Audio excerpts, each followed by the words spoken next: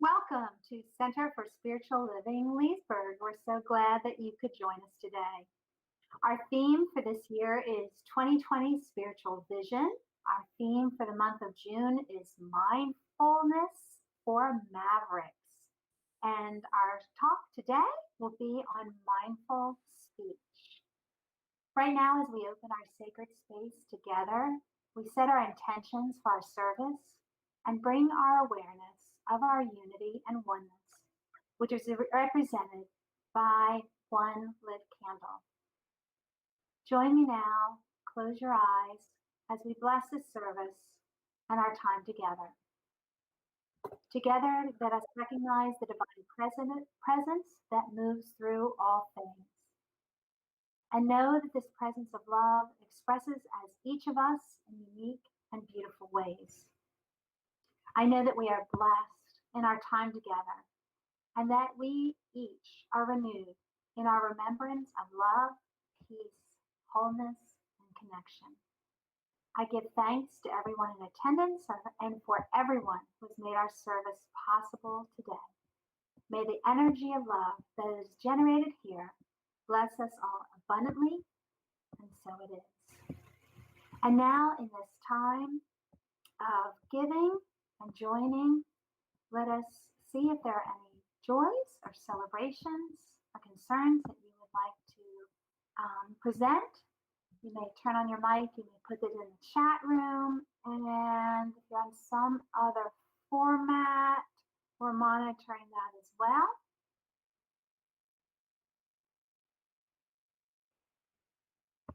I'm going to check the chat room. We want to give a special shout out to all of our fathers on this Father's Day. And fathers come in so many forms. Perhaps for you it was an uncle or a grandfather, perhaps just a really close family friend. We also recognize that sometimes other people step in and fill that role too. All right. I'm not hearing a lot of things going on. So let's just hold ourselves. Perhaps there's a prayer that's just in your heart. Take a deep breath, close your eyes. We know that God is present. God is always present. There is no past, there is no future. There is just God. God is here, God is now. God is with me. God is with you. Always was and always is. There is nowhere that we can go. There is nothing that we can experience where God is not joining us. God is with us for the highs, the joys. God is with us in the valleys when we are concerned, when we are worried, when we are experiencing anxiety. God is always, always with us. We know this. We lift up our fathers today as we join everyone across the nation who is holding a special place in our heart for the men who have been special, who have guided them, supported them, loved them, led them. If there is a concern in your heart that you have not expressed, know that it is known to God. If there is a joy and there's a celebration, know that it is known to God. All things are held within God's presence. We're so thankful that we have this knowledge, knowing that no matter what we experience, God is there, knowing that there is peace, there is joy, there is love, always, forever. And so we release these words into the law, knowing that as I speak, it is already done. And so it is.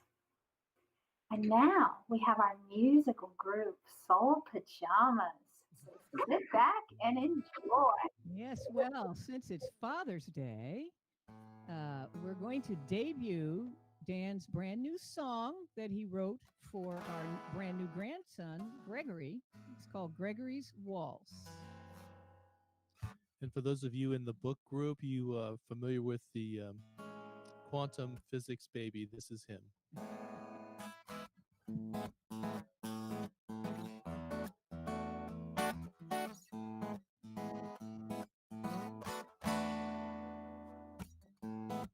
We brought home a baby, a beautiful child. His eyes full of wonder and wisdom that promised a journey deep and wide. I see rainbows and ribbons in his nursery wall, with wizards and dragons, fables and legends, heroes and heroines. Oh, I found love in a baby boy. So much love in his tiny hand, more than I can stand. All my life I've waited for you, side by side by side. A new baby son, and now 3 are one. It's true. Now I can't imagine loving anyone more. The world is unfolding, overflowing. The stars are aligned for this one, I'm sure. I found love in a baby boy. So much love in his tiny hand, more than I can stand. All my life I've waited for you, side by side by side. A new baby's son, and now we are one. It's true. A new baby's son, and now we are one. It's true. It's true. It's true.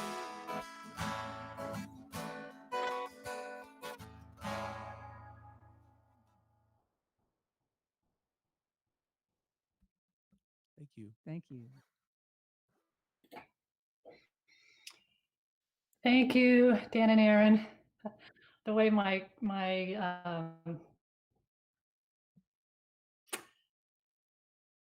meet is working, I can't see any of you guys, and I can't figure out how to see you guys. So hopefully you guys can see me. And I had a little technical difficulty there in a moment. So welcome everybody. I'm Reverend Sunday Cote, and I'm so glad you're here. And I just really love that song, Dan and Aaron. What a special song to commemorate your new grandbaby Gregory, and for all fathers everywhere. So I do want to acknowledge all fathers, whether you're a biological one or otherwise, or however you might have been an influence on children in a positive way. I'm grateful for the fathers in my life and my children's life, my own husband, and everybody here as well. So bless you on this day. So there's a lot going on right now this weekend. Father's Day is one of them. And I wanted to talk a little bit about Father's Day. I was reading Matthew Fox's daily meditation this morning about this extraordinary moment in time and Father's Day. And he says in his daily meditation, which is adapted from his book, The Hidden Spirituality of Men, Matthew Fox asks, how many men awaken to their fuller vocation as human beings when a child enters their life and responsibility beckons? That this moment when this child enters their life, that this is an opportunity to step into a fuller vocation of support and love and mentoring. And he says, today the world yearns for healthy fathering and healthy fatherhood. It recoils at and is currently marching day after day against unhealthy fatherhood. toxic and sadistic fathering that teaches power over instead of power with. And so fatherhood with no heart, father power, is falsely understood.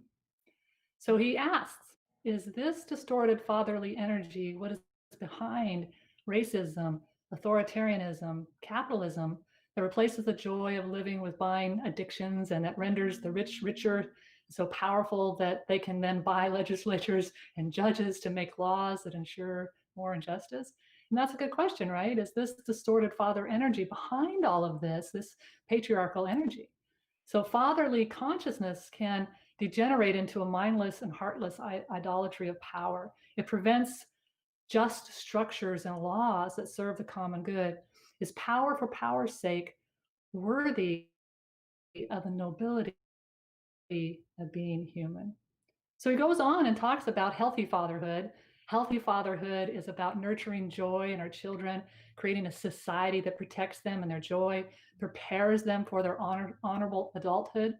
And there's nothing that feels more remarkably right than when our children, when our fathers, of course, are attending to the small pleasures of children, and observing their satisfaction, being in their place of joy, and the small little things of being a present father.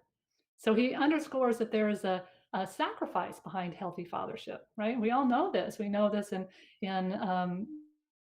how fathers show up to be present, to um, provide for, and be a conscious presence in a child's life. And so the opposite of healthy fatherhood, Matthew Fox goes on and says, it's a patriarchal mindset that has reigned over at least 6,500 years, when men overthrew goddess cultures to make war, build empires, enslave other people, ride horses that terrorized others, now evolved to riding jet fighters, planes, and bombers with nuclear weapons, who rules Wall Street and reduces the life to a reptilian brain combat of I win or I lose. So Matthew Fox reminds us that the patriarchy, like any bubble, is short-lived. 6,500 years is a very short time in the history of the planet, in the history of our 300,000-year-old species. So he asks, a fatherhood that steps out of patriarchy, is that what people are marching for this Father's Day? A fatherhood that steps out of that comes from this healthy place, this loving place. And there is this evolution happening with fathers, right? Psychologist Jean Bolin notes that the fact that in the last third of the last century, fathers began to be present at the birth of their children. She credits that as helping fathers bond more with them, and creating a whole new generation of what she terms earth fathers, grounded on the earth, where fathers are connected and present and with their families, the power with, as opposed to the power over, that Matthew Fox highlights. To contrast this with what she calls sky fathers, this is that overshadowing, dominating, ruling presence that isn't present, isn't a part of the families. So I'm grateful for this evolutionary process. I'm grateful that I see many, many earth fathers in my life and in our world. And so I'm just so grateful for that evolution, and honor all fathers today that are part of that evolution of becoming earth fathers. So it's that transformation is happening. And we see it, right? We see this transformation happening with the waking up to the racism and the white supremacy that we've been kind of slumbering in. White people have obviously been, in that place of denial and not able to really see it. And so we see this tipping point, right, of moving through this kind of painful and messy time. But we can't go back. Yesterday was the summer solstice. It's the longest day of light of the year. And it's kind of symbolic to me over the last few months of this light that's gradually been getting brighter and brighter and shown longer and longer on this issue of racism and white supremacy. And hopefully, unlike the natural cycle where the light becomes shorter, the challenge for us is to not let that light fade, to not go back, to continue to shine the light, continue to bring forth healing and awareness, and so that we can, dismantle this destruction, the consequences of racism and white supremacy in our culture in the United States and the world. And so that kind of brings me to our focus for today, which is mindful speech. And we've been talking about mindfulness this whole month, being mindful mavericks. And normally, I would probably talk to us, on a regular Sunday when we weren't in this huge transformational moment. I would probably talk to you about the power of our words, right? To create our own individual lives, to be aware of how we talk about ourselves, how to be aware of the power of the word, to be mindful of those words. But today I want to talk about not just the power of our individual words, but the power of our collective words, the stories that we tell ourselves as a community and how they shape our experience and our beliefs. So one of the ways we tell stories, our collective stories and our shared histories are about our holidays, right? So to look at the holidays that have been important to us as Americans and how they have been centered on the white experience, right? The white and mostly Christian experience. Most of our holidays are big holidays on the accomplishments of European Americans of white descent. Look at Columbus Day, which actually marks the beginning of mass genocide of the native peoples of this land. And it has been celebrated as a great victory, an accomplishment, this explorer. And that's because we've told that story that way. The way we talk about our history, you know, builds that narrative. So in even the 4th of July, which is meant to celebrate our independence from British rule, but whose independence? At that time, those who were declaring independence and freedom for all were actually practicing the enslavement of people. So the way we talk about our history can be a powerful way of breaking out of this white supremacist slumber that we don't even know we're a part of most of the time. It's such a natural way to talk. So the dominant narrative of our history uses words very specific to protect and lift up the conquerors and to hide our shames. When I was in school, I learned that African Americans were brought to America during the slave trade. That was pretty much it. Was pretty much it. Can you imagine how differently it would have landed if I had been told that Africans were stolen from their homeland, ripped away from their families and their cultures, forced into enslavement, the economic gain and comfort of European Americans? It might have opened my eyes, might have opened my mind in a totally different way. Even using the phrase slave owners was a way of lifting up that experience of the white men. It glorified them as owners, as businessmen, when in reality, you can't own a person. You can't be a slave owner. You can't own a person. Being mindful of our words will instruct us to never use that term again in any discussion about the heinous act of kidnapping and forcefully enslaving another human being. Call them what they were, kidnappers, oppressors. The term slave itself, it creates an inaccurate identity of a person. That's not the identity of the person. Identifying a person by that role they were forced into is itself dehumanizing. These were people who were forcefully enslaved. So can you see the power of our story, the power of the words that we use? Friday was the holiday of Juneteenth. It's celebrated by many African Americans for decades, but it's finally coming into awareness of white Americans of European descent. In Virginia, Governor Northam declared it a state holiday. And that's really a great start, right? Because what should we be celebrating? What holiday is better to celebrate than the marking of the end of slavery in our country? It was actually the day that the enslaved people in Texas were alerted to find out that they were no longer legally enslaved. Of course, it wasn't until the 13th Amendment signed several months later that they were formally free. And of course, we know that it's been a constant fight since then to actually apply the 13th Amendment in its fullness and its power. And so that's what we should be celebrating as Americans.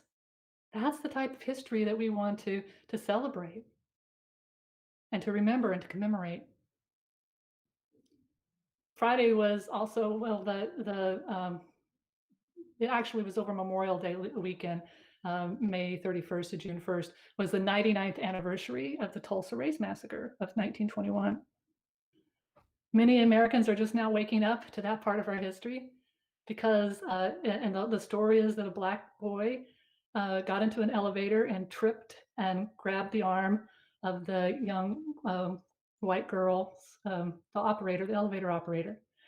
And that sparked, as oftentimes does, and we've seen in our history, the massacre of over 300 people, as well as the destruction of what was then called Black Wall Street, an area in Tulsa where there were thriving businesses owned by African Americans. 10,000 African Americans were displaced. If you've seen pictures, the neighborhood was flattened. It's the only time in our history where firebombs were dropped from planes on Americans by Americans.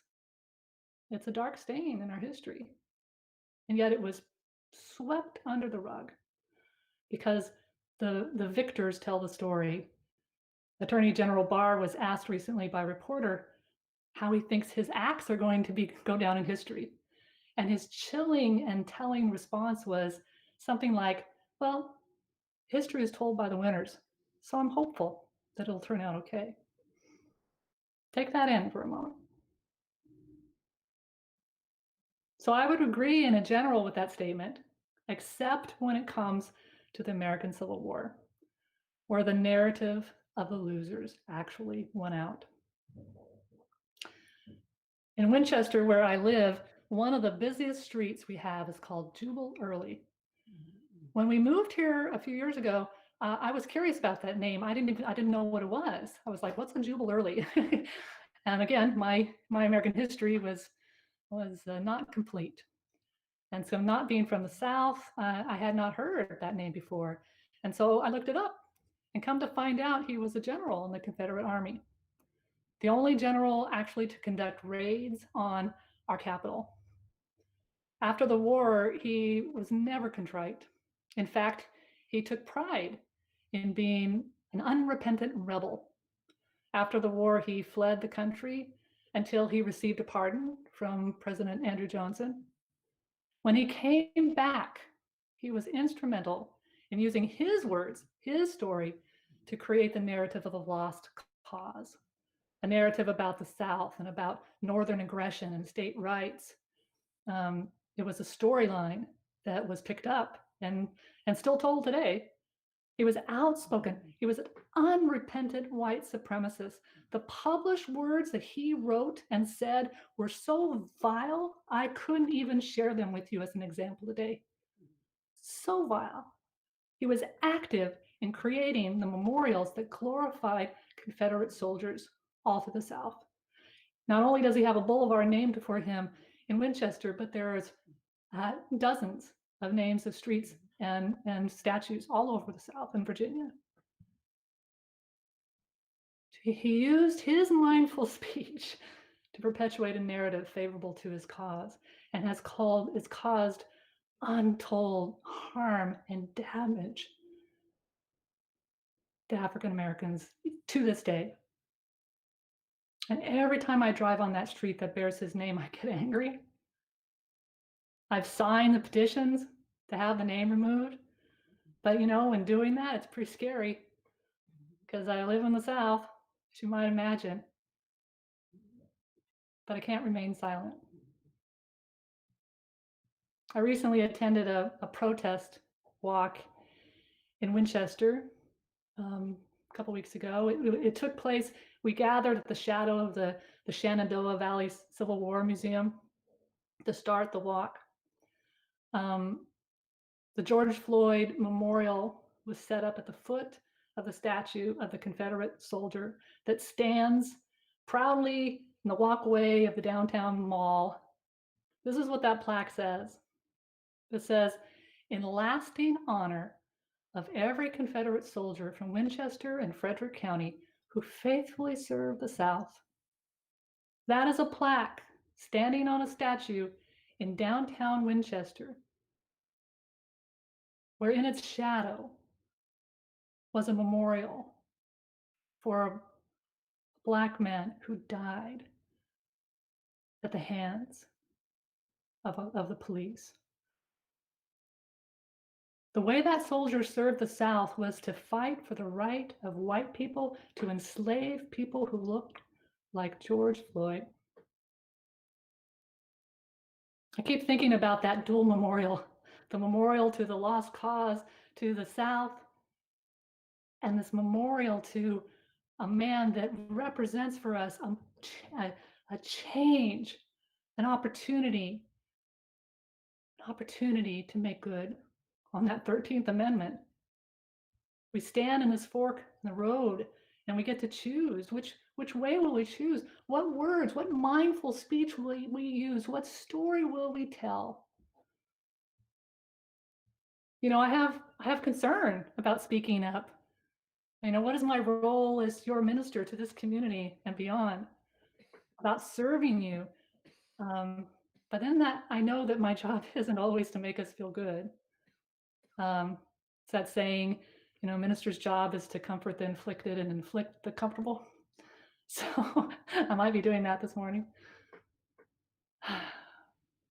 But my job, I think, is to obviously be true to who I am and to help us learn and grow and to heal, to use our principles and our teachings to move forward for creating a world that works for all. Remember a few weeks ago, I talked about clean pain and dirty pain by Resmaa Menakem. And that clean pain is when we choose not to stay silent, when we use our mindful speech to speak up, to apologize sometimes, or to share our ignorance and to speak up in a way that we may have never done before. That's healing for us. It's healing for us to feel this pain. When I drive down that boulevard, I feel that pain. When I speak, I feel dirty, the dirty pain. The dirty pain is the denial and the silence and, you know, just hiding. And when I sign that petition and when I'm speaking right now, it's painful, but that's clean pain. Our job now is to experience clean pain to heal our world of white supremacy and of racism. Audre Lorde said, I have come to believe over and over again that what is most important to me must be spoken, made verbal and shared, even at the risk of having it bruised or misunderstood. For me, this is very personal. I had a moment a while back where I resolved never again to be silent. I experienced a situation where I stood idly by as a white person, as another white person said something hurtful. It was unintentional, but still inappropriate in front of an African American. It was unintentional anyway, but it happened to be said in front of an African American. I didn't know what to say. I kind of froze up. I didn't want to make waves. I was silent. But in that moment afterwards, I felt how that dirty pain of not speaking up. And I vowed never to be silent again. And I would speak up and I would speak out. And I'm going to do it wrong. I'm going to say stupid things. You know, I'm going to say ignorant things, but I'll learn and I'll hone my mindful speech. And we all will. We cannot be afraid to have this conversation. We cannot be afraid to be uncomfortable or that we might say something wrong. Audre Lorde said, when we speak, we are afraid our words will not be heard or welcomed. But when we are silent, we are still afraid. So it's better to speak. It's better to speak. If we're going to be afraid, we might as well be afraid using our mindful speech to create a new consciousness, a new world. So it's scary, but we must do it anyway, because in there's hope. Harvey Milk said, hope is never silent. It's never silent.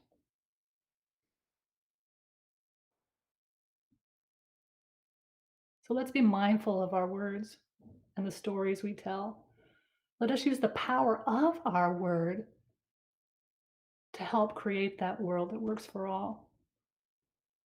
Let us go within with now and use that word in prayer. And I just invite you to maybe place a hand over the heart. Just breathe down into your body. You might notice places that you're feeling a little emotional, a little tense, or maybe you're just grateful to finally be in conversation about this, finally being heard.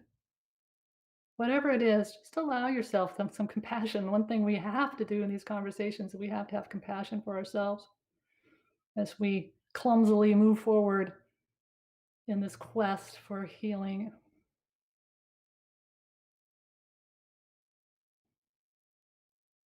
Just from this place, make a choice in your mind right now. Which path do you choose? Which path do you choose? Which way will you use your voice? How will you speak up in a mindful way for the dignity and the wholeness and the health of all of us, of all life? How will you speak up when you see a story being told that isn't accurate, that isn't sharing the whole story, that highlights uh, one aspect of the story in a way that perpetuates the systemic racism, the white supremacy in our world? What holidays will you celebrate? How will you learn? How will you grow? What names will you Google to see why they're on a street name? What petitions will you sign? And as you think of this, of what is yours to do, what is mine to do, just allow yourself to feel into this compassionate, loving place that's within you. And sometimes we have to generate that. And so at this moment, just think about someone or something that you feel loves you unconditionally. A pet or a person, maybe it's your father. Just that person or that entity, or maybe it's a divine presence that you feel loves you unconditionally. Just feel into that. Try to allow that to be embodied in your presence and let it just grow for a moment, grow within you. So it permeates your whole being. And allow that sense of unconditional love to radiate forth, spill out into the room where you are. Imagine it touching all of those that are listening to this talk right now, whether it's in our meeting or it's on Facebook or YouTube or wherever it is. Just feel that love. The place where you reside, other people, other loved ones, other life itself. Let it radiate out to the town.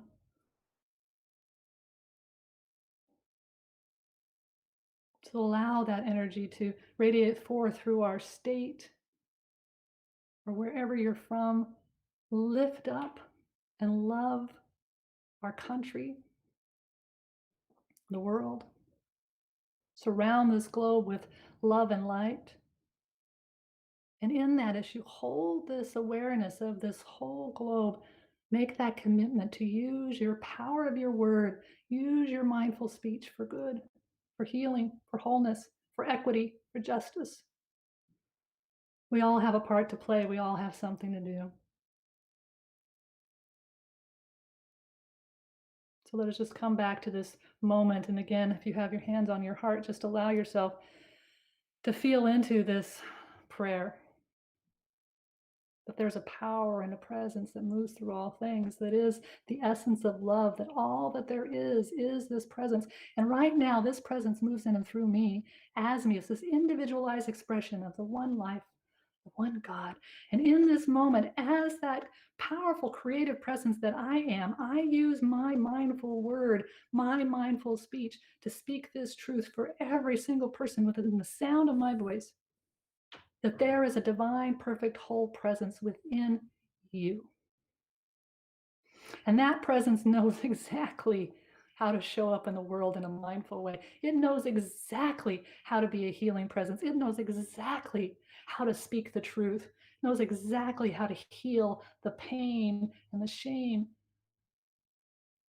in order to go forward once and for all with a healed presence, with a clarity of oneness, with the divine truth of beauty and wholeness within every expression of life, no matter how we show up.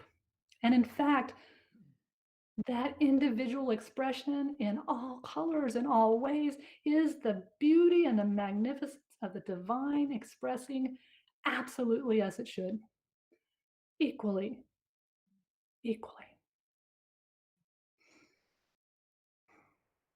I'm so grateful to speak this word. I'm so grateful to have this moment to speak my mindful speech for the truth of this divine essence moving through all. And I know I wait with joyful anticipation to see and to hear more mindful words, more mindful speech, more ways that we come together in love and unity and power and respect.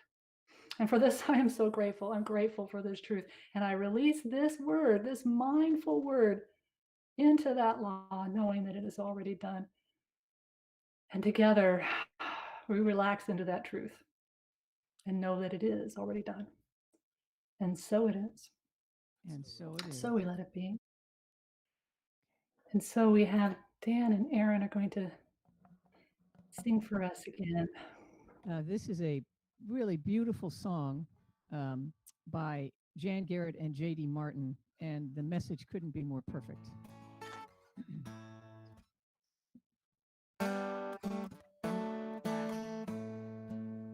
There is a promise, I feel it coming, in the rising of a turning tide, where every burden shall be lifted on the surge of faith inside, and every spirit will feel the blessing, every soul will be satisfied. We are rising higher, higher in this turning tide.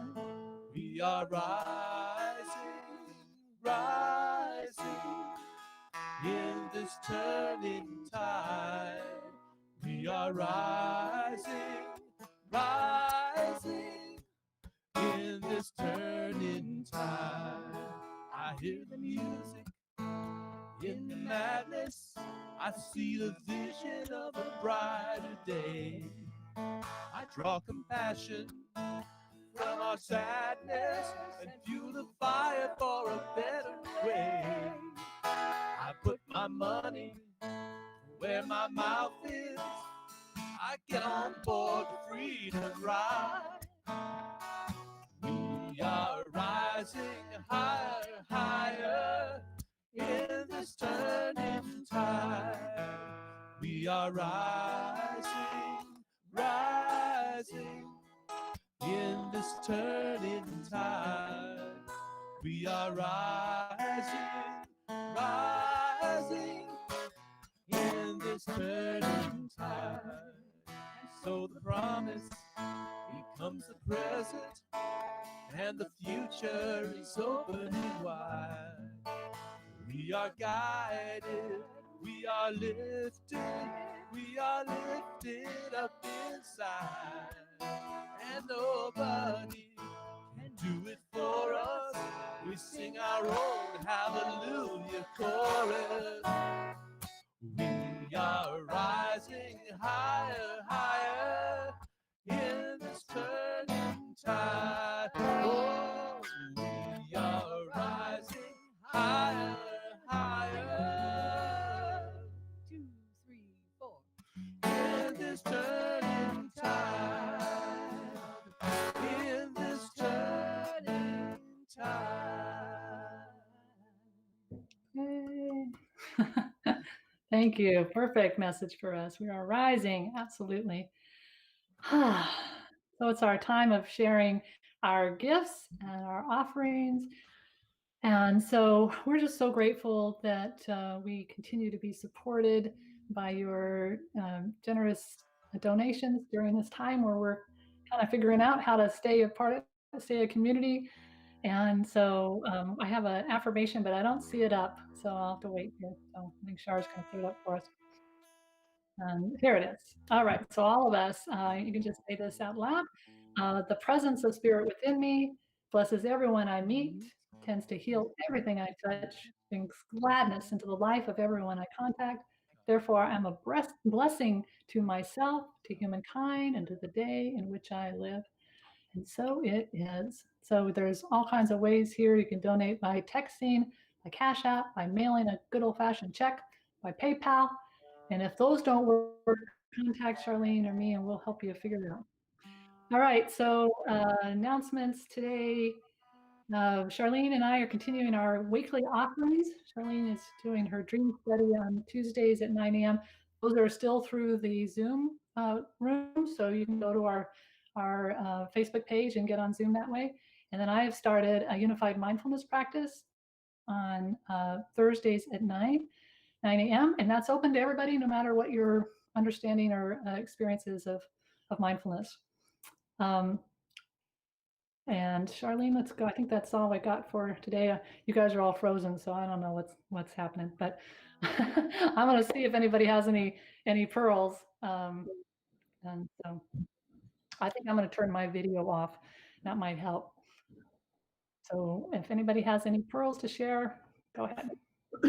Hey, this is Karen, and I'm from Austin, Texas, and there's a watering hole there called Barton Springs, and I have pictures that artists have drawn of Barton Springs, and every time any of my friends from Austin talk about Barton Springs, everybody's like, "Oh my gosh, my favorite place, my favorite place! I can't wait to go back." And yet, on a Facebook site called Native Austinite, a Black man went on and said, "I was never allowed to go." And I went and started looking at all my art of Barton Springs, and there's nobody of color in those prints. And it just never even occurred to me to look for that.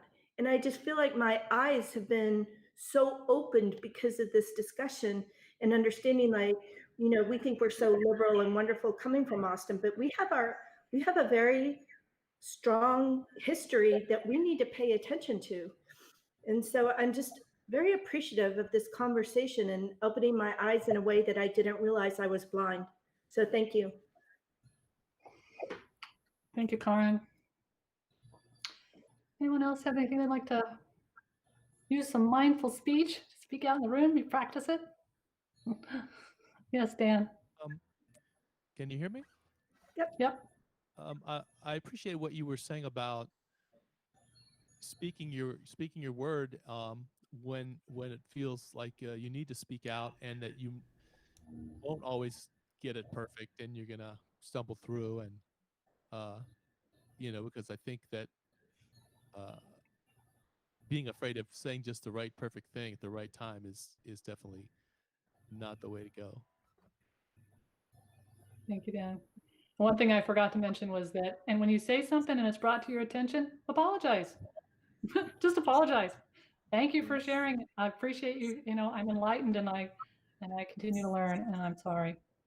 That's all. Larry?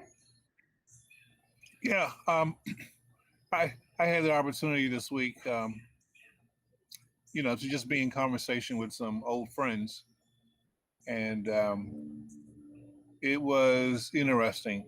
Not everybody is woke, as we say, and a lot of people won't wake up, during this time period. But I take courage from what you say about speaking up, and I had that opportunity, to do that, and it was over a particular photograph or a meme that was going around the internet, and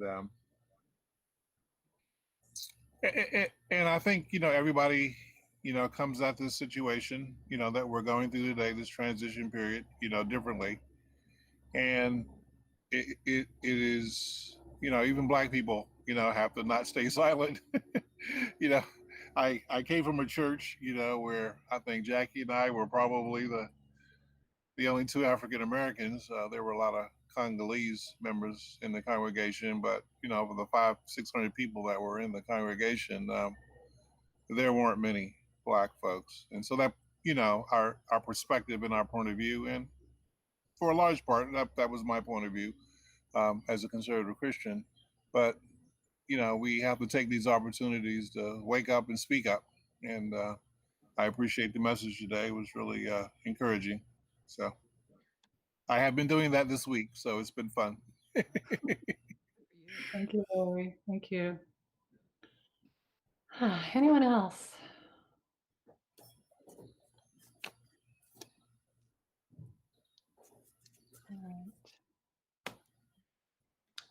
All right. So Dan and Aaron are going to sing us out. Happy Father's Day to everybody, and keep doing the good work. Mm.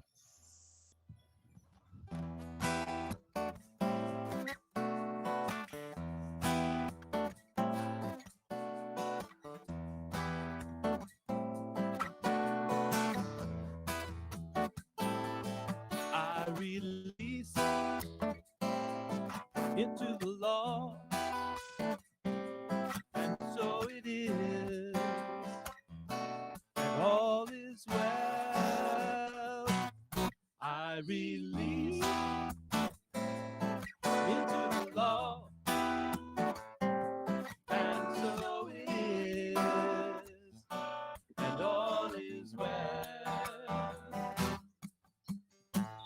Release my word into the law, I know it's on its way. I let go of control and simply say, I release into the law, and so it is, and all is well. I release into the law, and so it is, and all is well. It's not on me to do it all in order to receive. I let go of my prayer and I believe. I release into the law, and so it is, and all is well. I release into the law, and so it is, and all is well, and so it is, and all is well.